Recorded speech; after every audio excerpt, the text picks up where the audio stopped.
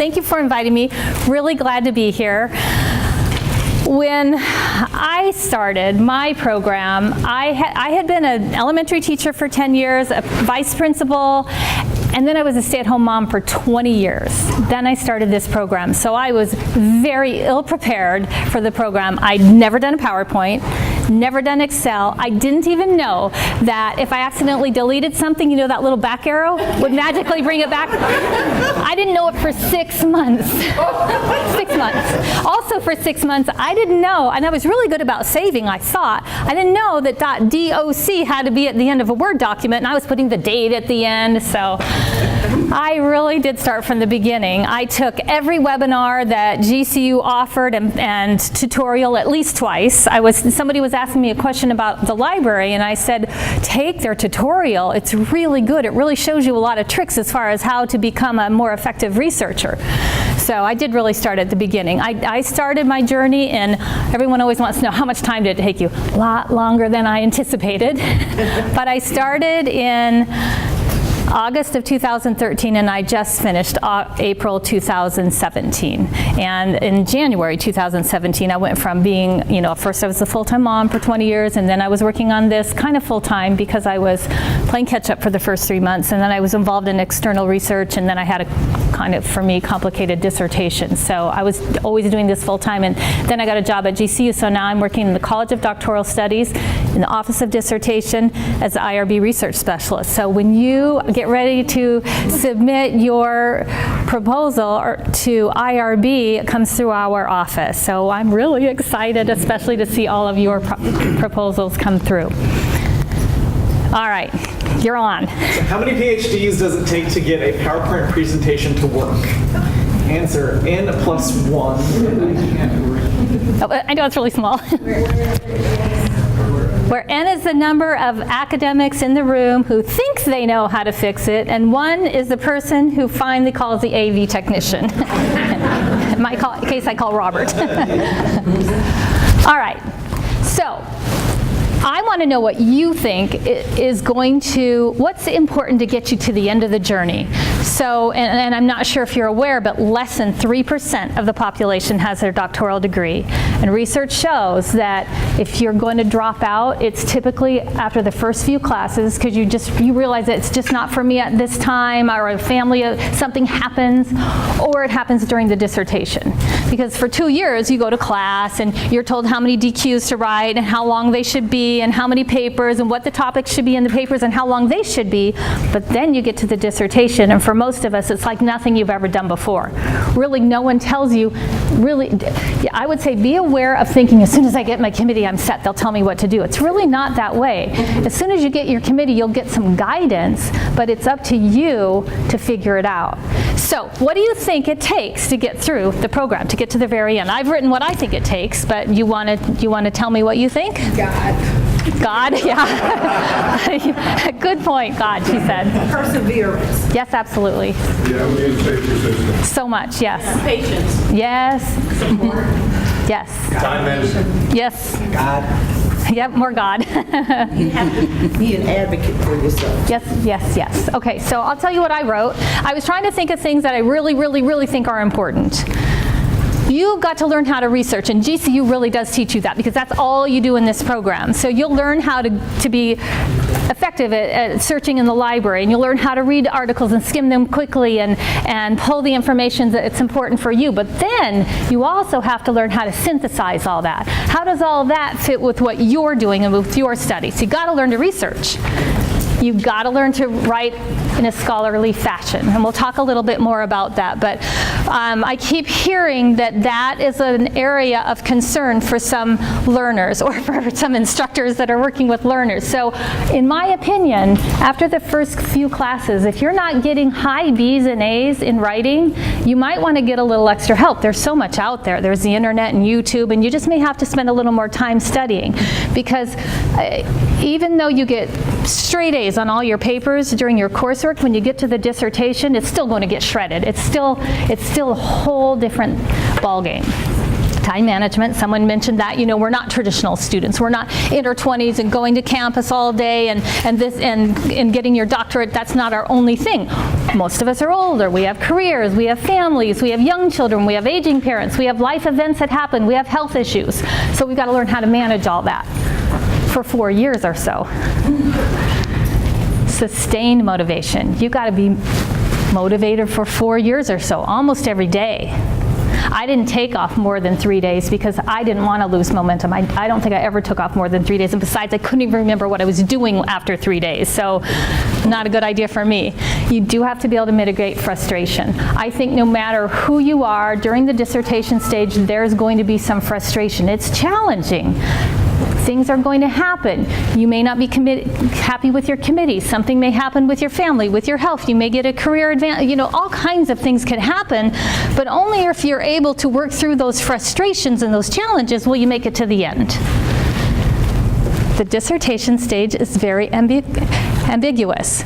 I remember when in the first few meetings we would ask, who's in first year, who's in second year, and who's in the dissertation stage? And there were always a few people that were in the dissertation stage, and we asked them how it was going, and a lot of times they just kind of look like deer in the headlights, and that's kind of how it is. You're in the dissertation stage, and you don't really know how it's going, you don't really know what you're supposed to be doing. You're waiting for your feedback, and you're waiting for a committee review, and it's taking longer than 10 days. So it's kind of just, I think I'm doing the right thing during that dissertation stage.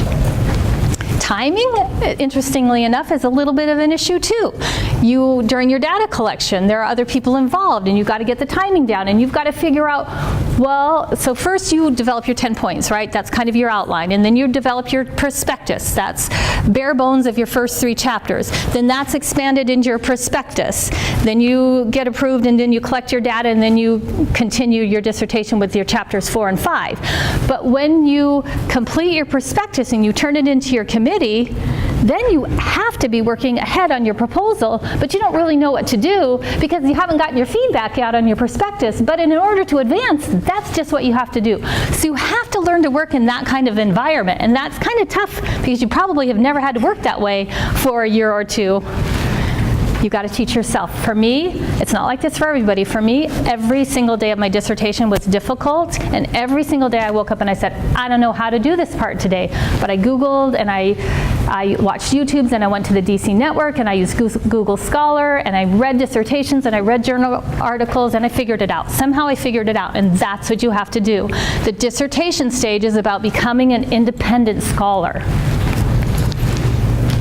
You've got to be able to adapt. There are so many people that touch your dissertation, your proposal, your prospectus, and they all have different opinions. They're all scholars. So for an example, when I wrote my my proposal, I guess, my first 3 research questions said, is there a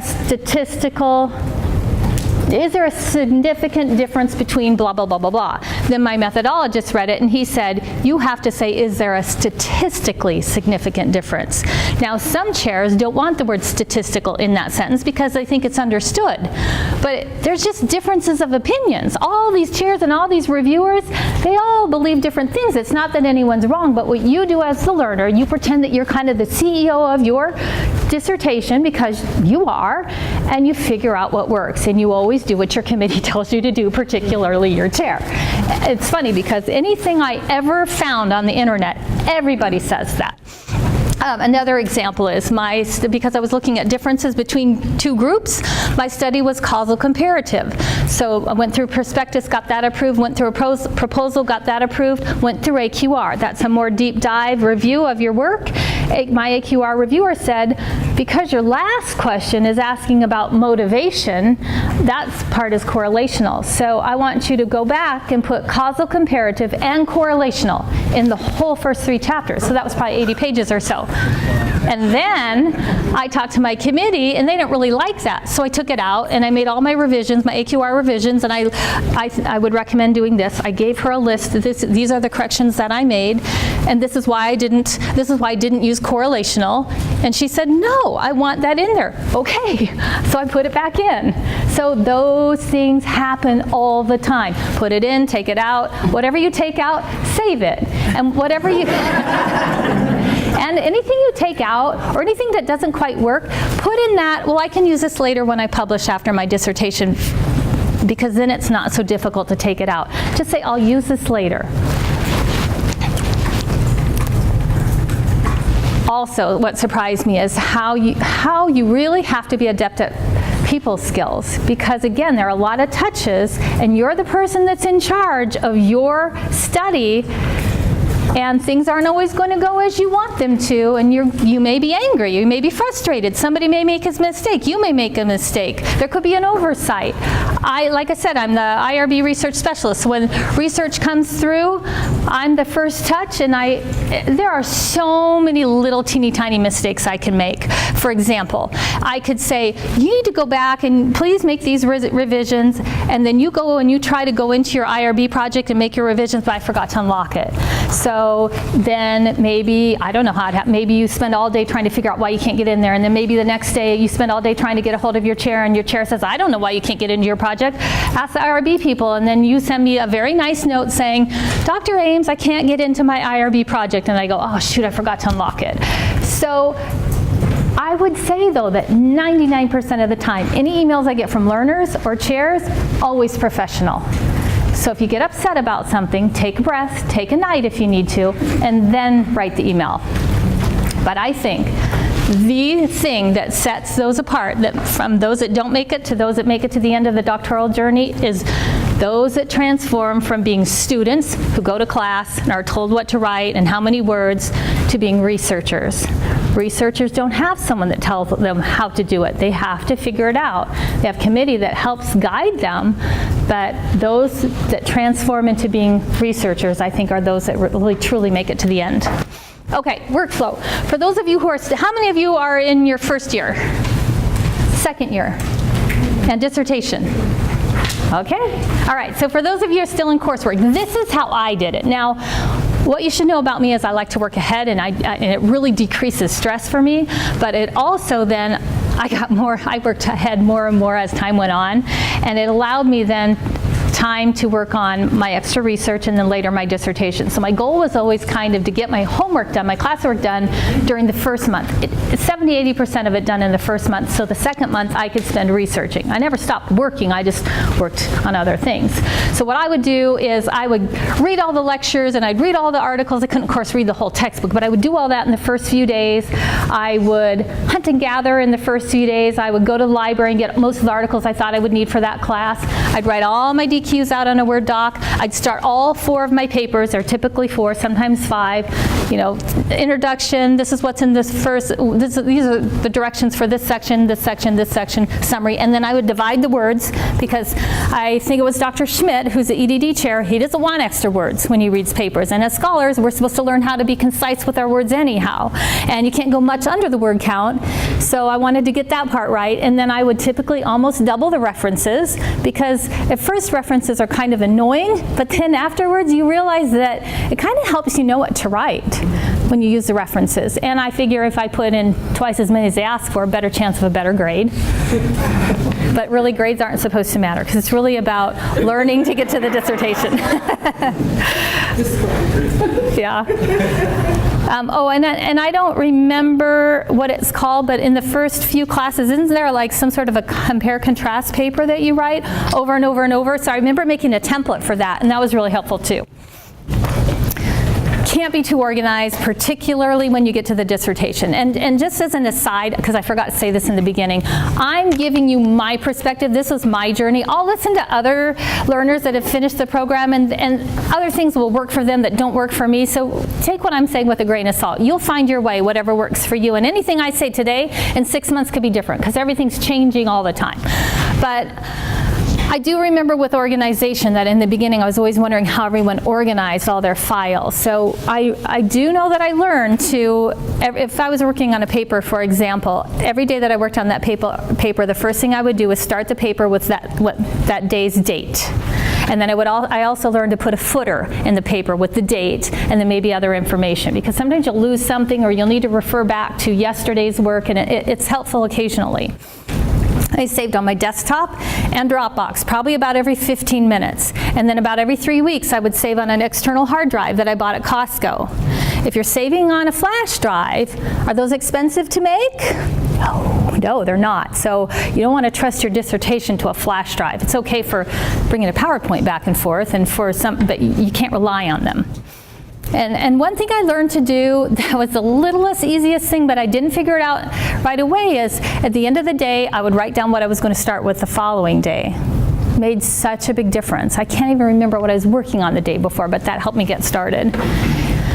I had a lot of folders, and then I had a lot of subfolders within those folders. And I would organize, my work at the end of the day, and then at the end of each class every 2 months, and then when I got into the dissertation, then every month or so. Because if you don't organize, you're going to miss information that you have stored that's important. I learned to use even 10 minutes. Sometimes you think you have to have that 30-minute block of time. You don't. You'd be amazed at how much you can get done in 10 minutes. If I had 10 minutes, I would get something done. And like I said, I worked ahead.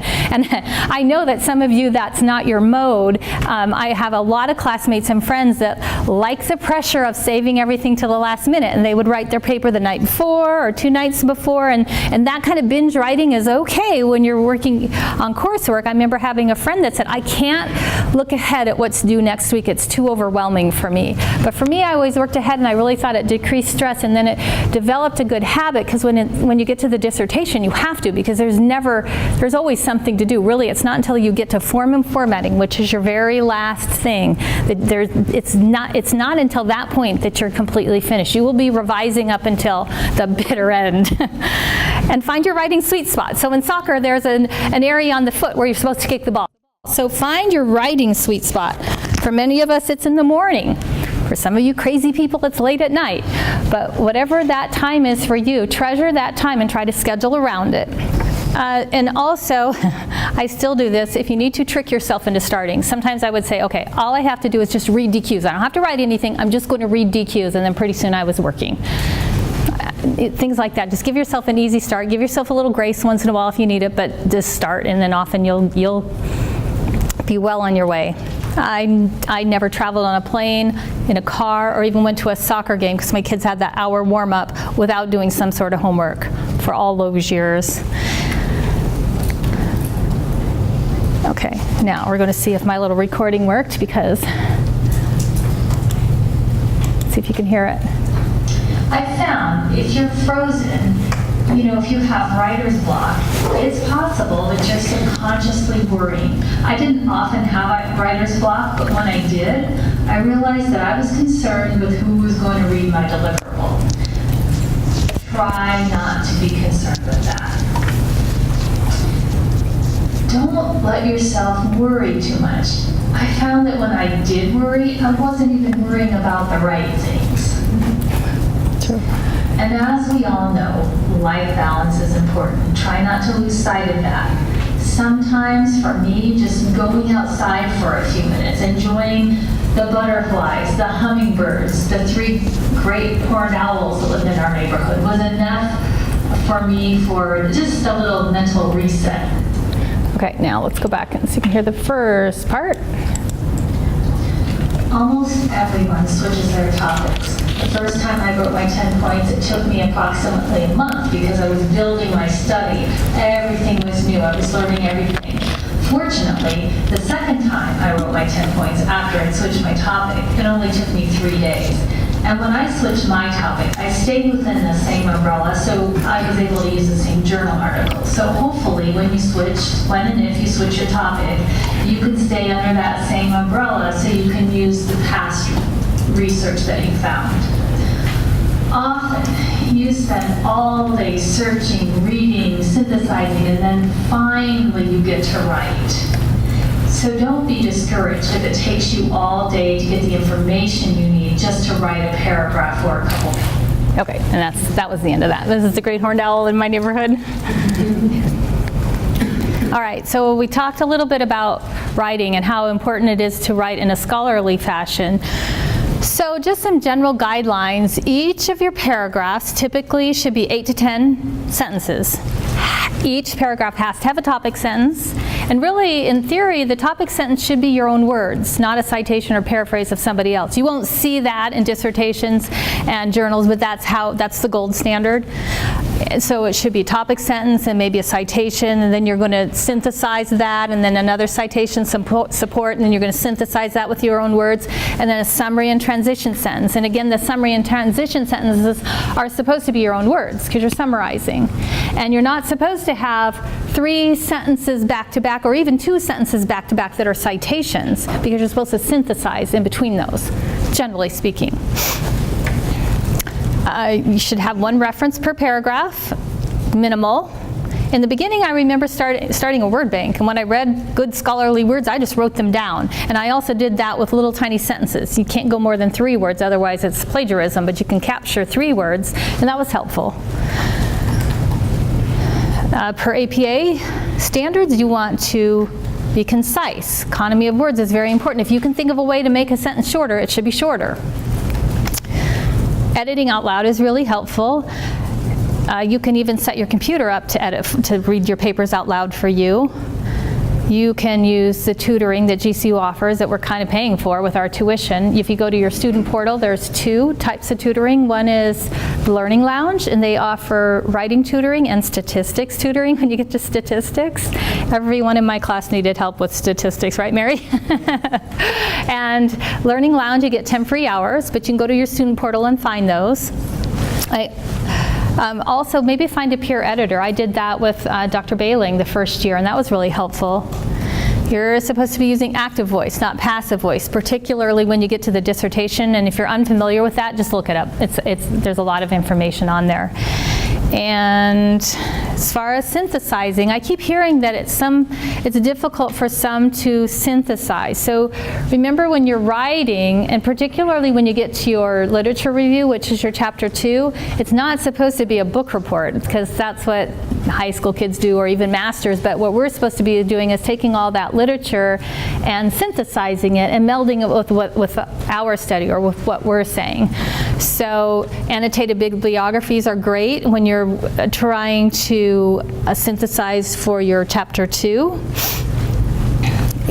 Maybe capture some sentences from someone else and then use that as a model for your own. So according to Black and Simmons 2015, blah, blah, blah, blah, blah. However, in contrast, Jacobs 2009 stated, so capture some of those. That could be helpful. Venn diagrams can help. My first paper took me 2 weeks to write, and I actually had to draw a Venn diagram, but it was helpful. And then I remember when I got to my dissertation, I had 4 instruments, all in one survey. I had 6 models and theories. I had 3 dependent variables, an independent variable that was divided into groups, and a mediator. And so I literally had to kind of draw it out. And if you were here last time, you remember Dr. Quaid talking about that with the 10 points. But when I drew it out to find out how everything went together, it was helpful for me. So synthesizing is supposed to be comparing and contrasting and then converging and reframing. All right, so there's really no way you can write a dissertation without being pretty adept at research. And really the only way to do that is to read a lot of research. So the more journal articles and dissertations you can write, the better. And I remember in our first class, Dr. Greenberger said, you should read a dissertation. And we looked at him and went, what? We have so much homework to do. We can't read a dissertation. They're 150 or 200 pages. But you've got to find time to do that. Right now, I counted at the end of my program, and I have 100 dissertations on my desktop. And I've read parts of all of them. And I've printed out and highlighted and annotated parts of some of them. So it's part of the program. You want to use frequently cited authors and good journals. I couldn't decide if I should print all my journal articles or if I should keep them on my desktop. And I remember, does anybody remember Dr. Cross? He was here a few years ago. He's at ASU now. But he kind of scoffed at us and said, you don't want to print all these out. But then you've got do you know Dr. Mall or Dr. Grant? You know, they're more old school and they say, no, you have to print everything out. So what I did was I kept all of my articles on my desktop and in Mendeley, and then I printed out the important articles. And then on those articles that I printed out, I learned to put qual or quan at the top, because you need that for your dissertation. I would highlight the years so I knew if I could use them or not, if they were new enough, and then I would write in the corner what topic they fit with according to my lit review, and then I color-coded according to topic. And that made it pretty easy then to organize for the literature review. And then I would take my folders, for example, my literature, I had a file that said literature review, and then I had a lot of folders by topic, and then inside each of those folders I would put all the seminal authors, all the authors that were old but I might be able to glean some good information from them, and then the good articles. So that's how I organized them. I also learned when I was preparing for my proposal defense, so you defend twice. You defend to your committee, so you defend to your chair, your content expert, and your methodologist. First time you defend your proposal. So you are basically proving to them that your study is worthy, that you found a gap, that there's a need, and that you have an idea of how you're going to conduct the study. The second time you defend, it's your dissertation. It's towards the very end, and you're talking more about how you collected your data and what you found, your findings. But anyhow, when I was preparing for my proposal defense, I realized I was not very good at articulating my topic, because I just spent all year sitting and typing and working and researching at my workstation, but I didn't ever talk to anyone about my topic. I went to study groups, and I went to this group, and I talked about being a dissertation student and resources, and we shared, but so try to talk about your topic. I would have posted my 10 points and kept them there the whole time that I was working on my dissertation, because it helps you stay focused and aligned. And if you can, get involved in other research projects. I started a research project, I think, when I was in my fourth or fifth class, because we had Dr. Schmidt as an instructor. He's the EDD chair, and he said, you know, I ask a lot of students what they want to do when they finish, and a lot of them say they want to teach in higher ed. Well, guess what? You can't teach unless you're published if you want to teach doctoral students. So it also really helps you get comfortable with that whole research arena. Okay, now I have to talk fast. I see I'm going to run out of time soon. Okay, so literature review, for me mentally, I just told myself it's just like a series of short papers with a lot of synthesis. So that made it a little easier for me. I outlined for my literature review, I started with an outline, and then I read, and as I read, I just filled in whatever I found that fit in that topic. And a lot of times learners want to know, well, how do I know when I've read enough? And I would say when you've reached saturation, when what you're reading becomes redundant, you know, okay, I've covered it, I'm finished. And again, it's not supposed to be a book report. I love this quote.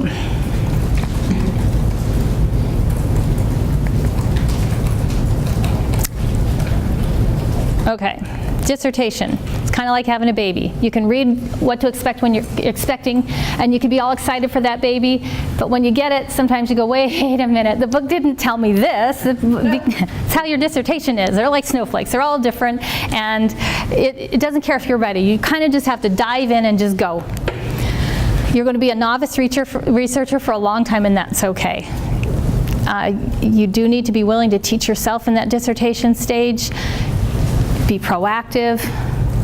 I felt like being a dissertation student was a little bit like being in a scavenger hunt. I would just get clues from people. No one would really tell me what to do, but I would get all these clues, and they'd give me a clue, and then I'd go off and write and research, and then I would get another clue. So think of it that way, maybe. And I think I forgot to say earlier, but I meant to, that we do talk a lot about the dissertation in these DCC groups, because that tends to be the difficult part. Vanished, no one told me that. They're not supposed to tell you when you're a dissertation student. It's incumbent upon you as the student to go out and find resources. Go to the DC network. Once you get to your third class, there's so much in there. Everyone's got problems, stories, life events that happen. Your chairs, when they were going through their dissertation, they had things that would happen. It's just part of the process. But if you want to, you'll get through it. Also, you all have dissertation superpowers. Some of you are better writers. Some of you understand stats. Some of you are pretty technical. The word and the revisions and none of that's difficult for you. So we've all got, some of you have supportive families, people around you that are working on a dissertation. So we've all got advantages. And I did feel a bit like the dissertation was kind of like a remodeling project. It took twice as long as I thought. My part took twice as long as I thought. Most of the reviews took at least 10 days, sometimes longer. My data analysis, I remember that I'm more of a qual person, but I chose quant because I heard that you could do the data analysis much quicker in a couple weeks. It took me 2 months to analyze my data. So there we go. Okay, love Big Bang Theory, but I'm not going to show this clip because we're running out of time. But when you get your dissertation committee, remember, of course, your dissertation is your priority, but they've got a lot of other things on their plate. They're busy, they're teaching, they've got other students. So when you meet with them, you want to be really prepared. And I tried not to ask my committee anything that I could Google. They have, everybody that reviews your work has 10 business days to review. Give them a little grace. Sometimes they need a little longer. Sometimes someone gets sick or something.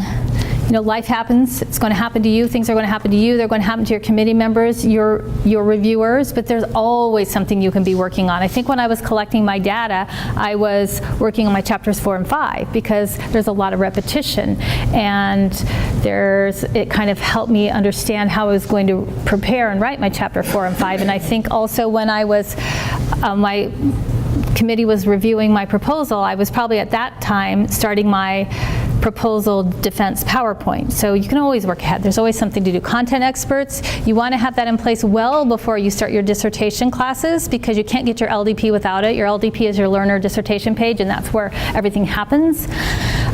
You can check, if you're having a difficult time with a content expert, you've got to find your own. You're given a chair and a methodologist, but content experts, you can go on the DC network. Sometimes alumni are happy to be content experts. They don't get paid much. It's $300, and it could be almost anyone with a doctoral degree, but not from California, something about taxes. But although they don't get paid a lot, they do get their name on your dissertation as a publication if you publish your dissertation, which you will if you finish the program, and it's something for their CV. So many people are happy to be content experts, but I would recommend that when you ask them, be very organized. If someone asked me to be their content expert and they didn't send me a pretty organized email, I don't know that I would do it. Ergonomics, I never hear anyone talk about this. It's so important. You're going to be sitting at your desk for so many hours. So you really need to be careful about how you're sitting. I didn't know that in the beginning, but you know, your arms are supposed to be level. Your monitor is supposed to be at eye level. I've got my monitor at work on 2 reams of paper so that it's high enough. Do whatever you need to do, and you're probably going to get a second monitor, so you might as well get it soon. It's so helpful to have 2 monitors. So just be aware of all that. You really, in theory, you're supposed to look away every 20 minutes at a long distance for 20 seconds, and you're supposed to be able to get up and down. I always had my big lab and my little Shih Tzu and then my bunny in my room with me because my bunny was litter box trained, and actually having them in there barking or needing me to look at something helped me to look away. So sometimes that can be helpful. That's my bunny. All right, some resources that you may find helpful. Cheryl, do you want me to quit because there's only 10 minutes left? I can leave this in the PowerPoint. Okay, so resources, I will upload the PowerPoint onto DC Network, books that I thought were helpful, journals, organizations that I joined as a student. We'll skip that. Another quote I love. Okay, one last thing. It's going to, after this, one last thing. Okay, one last thing. It's going to take 30 seconds. Without getting up, find 2 people next to you and ask them their last name. Hurry, 10 seconds. Okay,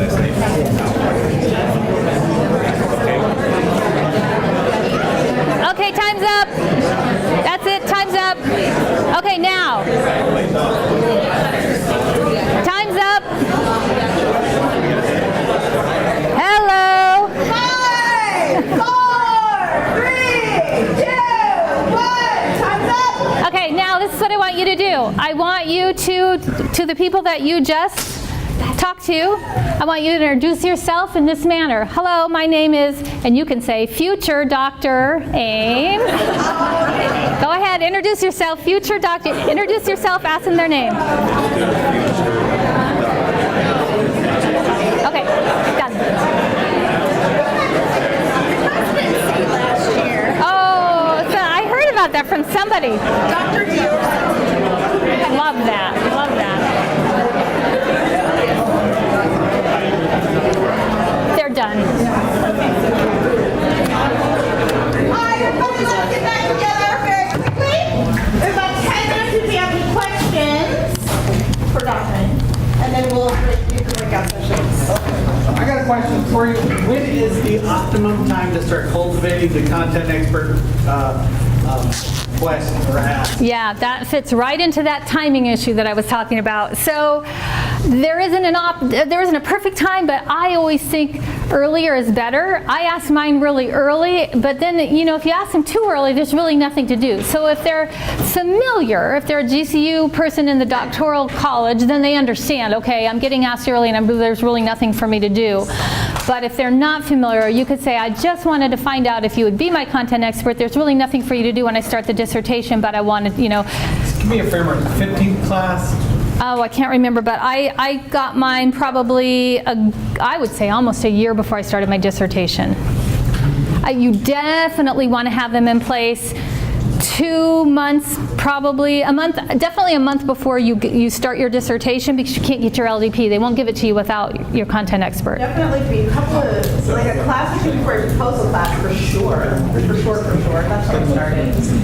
Good question, though, because everyone's always wondering that. Yes? Yeah, and I had a lot of people turn me down. A lot of people, just because they didn't have time. Ask alumni. They're fresh. Yes? Do you know if it's possible to have a volunteer content expert who doesn't take the money and still gets the fee? Do they have a doctoral degree? Well, yeah, they're just out of the country. Oh, out of the country. They can't be. Sorry. Nope, they can't. Because we're. Well, that was my question. If they can volunteer. You could certainly use them as a mentor or something, but not as an official content expert. Also, great question. Since we're for-profit, until we're a non-profit again, I asked. Where did you access your dissertations? Was part of that the doctoral group that you were mentioning after third class? You said you had 100 plus. Oh, so the dissertations I just got from the library. Okay. Yeah, I just got, in fact, good question, because you can go to the library and you can find just GCU dissertations. So when you look for dissertations, you want to get a lot of dissertations that are from GCU and that are current, the last 3 years or so, because the standards have gotten a little, they've been elevated. So you want to get recent dissertations. Yes? This is back to the content expert. Do we want to find someone who is a content expert in our specific topic or in more of our theories that we're using? In your topic, just somebody that's research is similar to yours. It doesn't have to be just your topic. Somebody that... I'm doing on homelessness. I can't find anyone who has a PhD or any form of doctoral degree. You've looked in the DC network or not I yet? had my student services person help me with that. Also authors. Dr. Mall. Dr. Mall. Also authors. Yeah. Yeah, people who are Journals, right? Yeah. journals and things. Mine's in my area of my content, but she's not exactly an expert because mine was kind of the same. So they read your chapter 2, your literature review, and your chapter 5. Okay, that's what I was wondering. I was like, well, what do they do? Yeah. Got it. And then your methodologist takes care of your chapter 3, and then your chair kind of oversees all of it. Okay. You're good? Any other questions? Yours isn't on. I know. Somebody just told me that. So you should be able to find my dissertation in ProQuest, but I got to go figure out what's wrong. Someone just told me it's not in there. I had to email it. Yeah. Because I'm doing causal, I'm like, perfect. Yeah. So- If you email me, I'll email it to you, but it should be in there soon. As soon as I get a moment, I'll go to ProQuest and figure out what's going on. Dr. Ames, and just a quiet moment of reflection. Like, this is all because of her. Oh. And you're well attended. Probably the biggest one I've seen yet. So, thanks. Yeah, thank you. Thanks.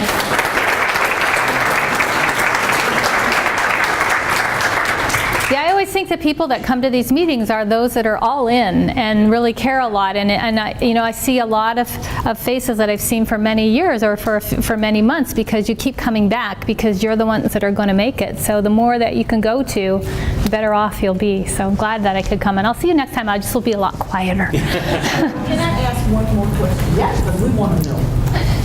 Tell us what it felt like. So, When they say it. yeah. Burger read it and he says, okay.